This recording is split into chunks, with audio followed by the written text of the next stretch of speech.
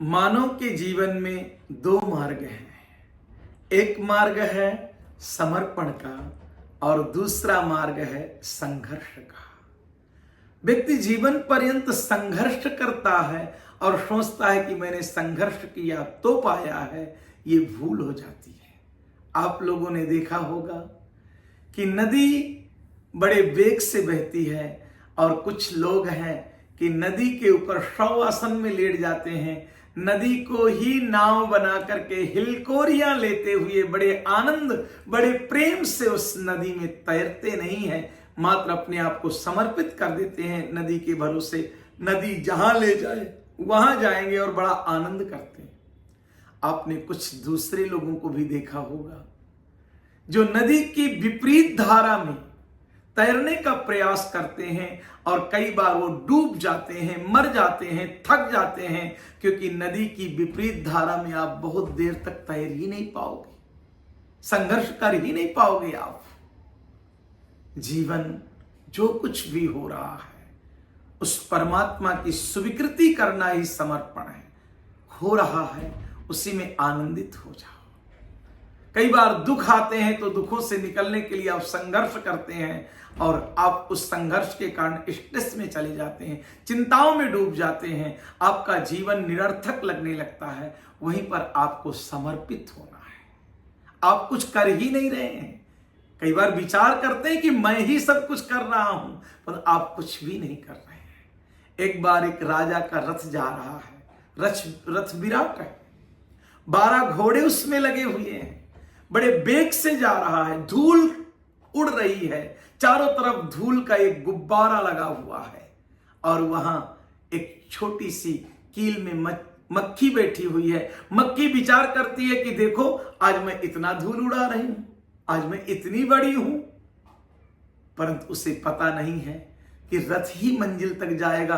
रथ के कारण ही धूल है, परमात्मा के कारण ही जीवन है और जीवन में आप समर्पित हो जाइए, अपनी मंजिल तक पहुंचेंगे। आप तो उस मक्खी के जैसे ही छोटे से हो, आपका कोई रोल ही नहीं है। एक बार बहुत सारी छिपकलियों ने पिकनिक का एक प्लान बनाया। अपने रिश्तेदार छिपकली के पास में चिट्ठी लिखी कि तुम भी आ जाओ। तो जवाब दिया उसने कि राजमहल की छत मैं संभाले हुई हूं, अगर मैं पिकनिक में आ गई तो छत गिर जाएगी। वैसे तो आप 24 घंटे बोझ लेकर के जी रहे हो कि मैं ही सब कुछ संभाल के रखा हूं, अगर मैं ना हूं तो कुछ चले ही नहीं। ये बोझ जबरदस्ती का बोझ है, उस छिपकली के जैसे बोझ है। अगर वो छिपकली जाकर के पिकनिक मना ले तो कुछ बिगड़ता नहीं है, क्योंकि वो छत तो अपने आप ही रुकी हुई है, वर्षों से रुकी हुई है।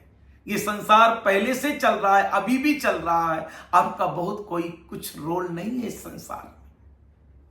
तिब्बत की एक बहुत प्रचलित कथा है कि एक बूढ़ी के पास में मुर्गा है और मुर्गा जब बोलता है तो सूर्योदय होता है। अब बूढ़ी को डाउट हो गया कि मेरा मुर्गा अगर ना बोले तो सूर्य उदय ही नहीं होगा। अब वो बूढ़ी गांव भर में जाकर के ढिंढोरा पीटती है कि अगर मेरा मुर्गा नहीं बोलेगा तो सूर्योदय नहीं होगा, मैं बहुत विशेष हूं। गांव के लोग हंसने लगते हैं कि देखो तो इसका पागलपन। गुस्से में आकर के मुर्गे को लेकर दूसरे गांव में चली जाती है। वहां भी मुर्गा बोला, वहां भी सूर्योदय हुआ। बूढ़ी ने सोचा कि वो लोग अंधेरे में बैठे होंगे। बात सही है कि मुर्गा अगर बोले नहीं तो सूर्योदय होगा नहीं, परंतु ये भी बात सही है कि सूर्योदय होता है इसलिए मुर्गा बोलता है, परमात्मा होता है इसलिए तुम्हारा जीवन चलता है, तुम कुछ कर पाते हो।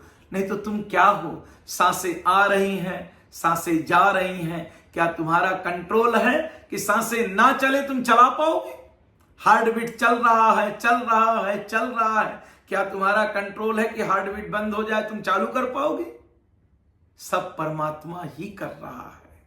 तुम तो उस अहंकार की वजह से, मूर्खता की वजह से तुम समझते हो कि मैं कर रहा हूं, मेरे द्वारा हो रहा है, पर कुछ भी नहीं हो रहा है।